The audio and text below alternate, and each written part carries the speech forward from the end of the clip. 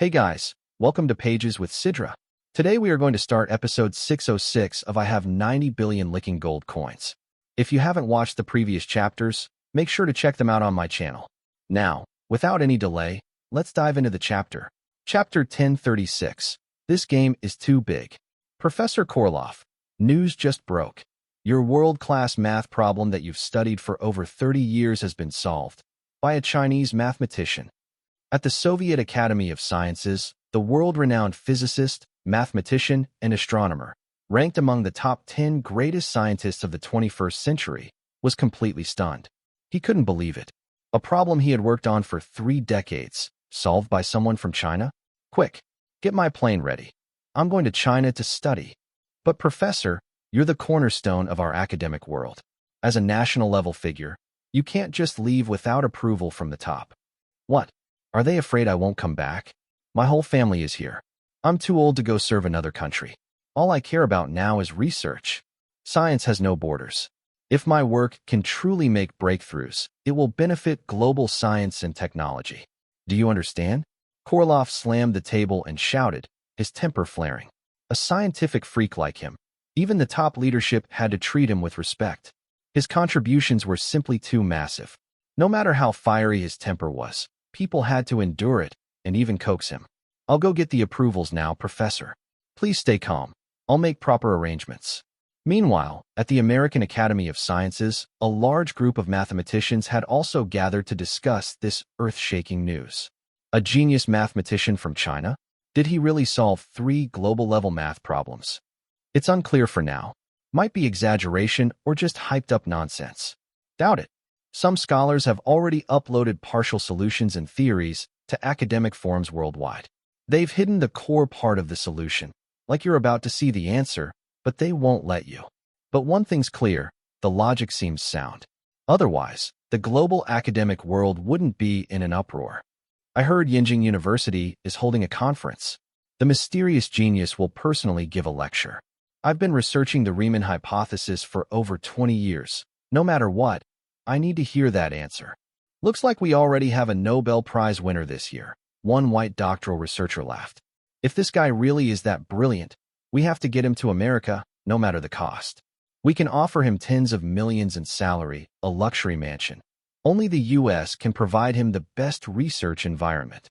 America had already started planning how to poach him. It's their usual tactic.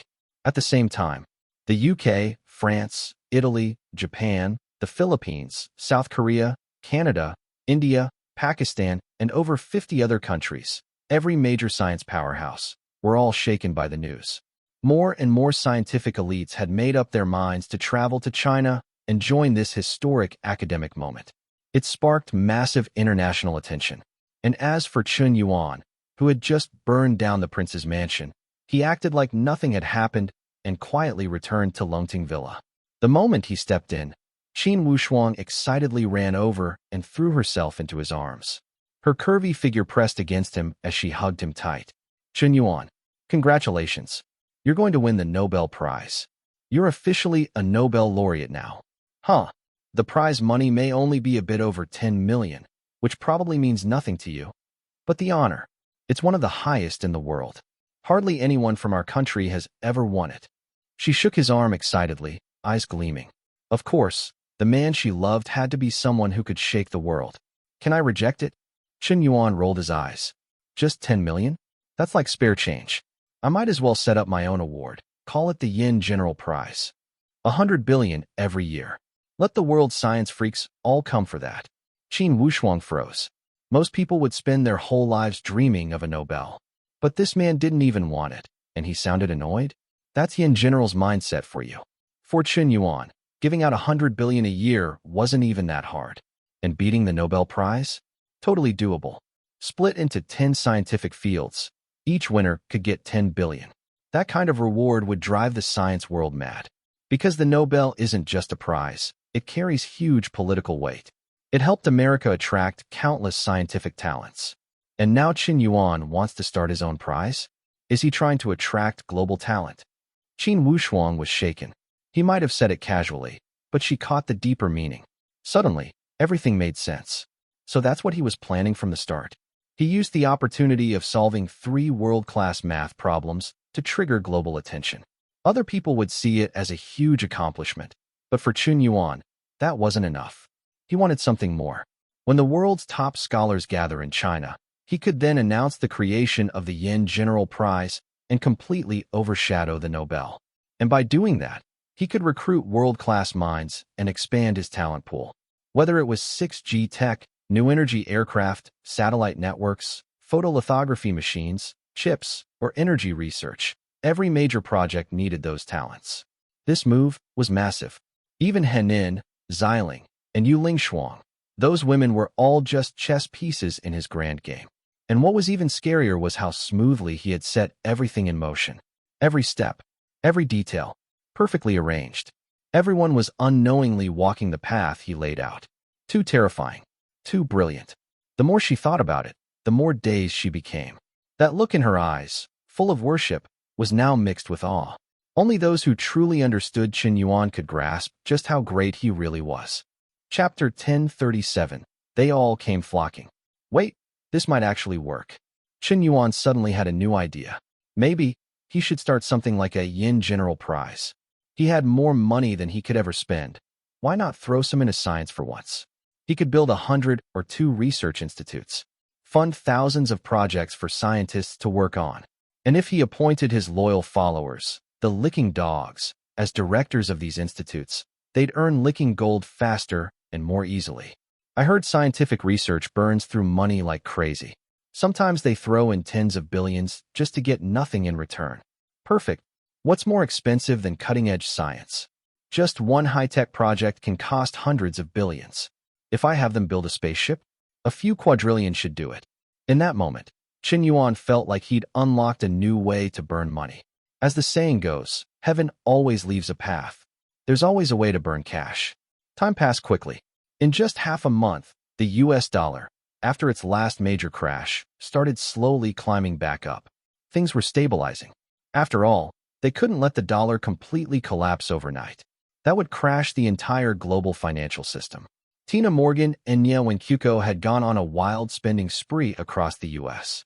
While the dollar fell and prices soared, they exchanged their cash for land, real estate, stocks, and took over massive farming, livestock, fashion, restaurant, automobile, and railway groups. In short, they invaded every essential industry. After the crash, inflation went wild. Prices jumped 4 to 5 times higher than before. Their businesses alone were now worth over 500 trillion US dollars. Although post-crash, that amount was closer to 15 yen quadrillion in Chinese yuan. Even so, the US, still the world's largest economy, had only seen 10% of its economic body fall into Qian Yuan's hands. But such a bold move couldn't be repeated anytime soon. Otherwise, the world economy wouldn't survive. And just like that, Qian Yuan now owned 1/10 of America. While agriculture and livestock stocks soared, US internet companies were in freefall. Most tech stocks had dropped over 80%. Across the world, internet giants, e-commerce, messaging, GPS, ride-hailing, short video platforms, search engines, gaming, had all taken massive hits. None of them could compete with War God Hall's app, Koitek, Big Cat TV, or Momomall. Plus, Pangu smartphones were selling like crazy, rapidly eating up the global market. Just in the first 2 quarters alone, they sold 160 million units. Revenue? Over 1 trillion yen. No wonder CY Tech became a hot target for investors. Its valuation shot past 20 trillion yen. And every Panga phone came preloaded with Qian Yuan's ecosystem of apps, making every new user part of his empire. Global internet companies were being wiped out. The era of one man ruling the tech world had arrived. Some European countries talked about imposing sanctions, but they were terrified of triggering an AI retaliation. So they chose to turn a blind eye. They simply couldn't fight back. More importantly, the Panga phone destroyed all network restrictions. No SIM card required. It could access the internet anywhere in the world. Cheap data, fast and stable connection, voice-controlled AI, real-time translation of every major language, global GPS. Too convenient. Too irresistible. The world order was shifting fast. Thankfully, the US had someone to counterbalance Qian Yuan, Lady Catherine. a financial superpower in her own right. She once single-handedly acquired half the top 10 companies in South Korea. Back in the US, she became a rising superstar in the business world. With countless industries under her control, she was now hailed as the richest woman on earth. Barely in her 30s, and already the world's wealthiest. The only person who could rival Chen Yuan's spotlight. Meanwhile, the name General Yan was growing more famous worldwide. But back home, criticism was piling up. Chen Yuan's aggressive expansion had crushed countless tech companies. The market only had so much space. He took it all, leaving nothing for anyone else. Of course people were angry. Why not go after him? Even a simple smear article from Wang Zifei created a storm online. Top academic voices like Professor Niu joined the public outcry, harshly criticizing Chen Yuan. This wasn't just ordinary backlash. There had to be powerful forces behind this wave of hate. The whole thing had been snowballing for over 2 weeks, and still wasn't stopping. Should Chen Yuan respond? Should Yanjing University make a public statement? If not, even a prestigious 100-year-old school might see its name dragged through the mud. Today would be a day to remember. Scholars and experts from across the world had gathered. Famous media outlets, top-tier scientists, even national-level figures had come, all headed to Yanjing University. The campus was packed to the brim. Tens of thousands of scholars from all over the world showed up. Add in curious locals, and the crowd swelled to over 100,000. Some foreign scholars even carried official letters from their governments, here to exchange ideas. Because today, the mysterious math genius was going to appear and personally explain the solutions to the world's 3 greatest math problems. This was a moment that had Yanjing University's students bursting with pride. Even first years felt tears in their eyes. This is my school. This year's incoming class couldn't help but feel a surge of pride in their choice. Some were even getting emotional. After today, Yanjing University might sit at the absolute top in the eyes of the global academic community. Even Harvard, Oxford, and Stanford had never seen a moment this grand. Wei Xiling, Xinyuan Duo, Wang Zifei, Yang Fengying, and all the students from Class 3 to 1 who got into Yanjing University were all here today. Duo, where have you been lately? Haven't seen you at all, Wei Xiling asked. I've been in seclusion, Duo replied calmly. She'd spent the past few weeks fully adapting to her stage 5 power. You're seriously too dedicated. Exams are over, and you're still doing homework? Duo, you should just join my startup team already. Not interested. Today, I just want to see who this genius mathematician really is. The one who solved the world's 3 biggest math problems.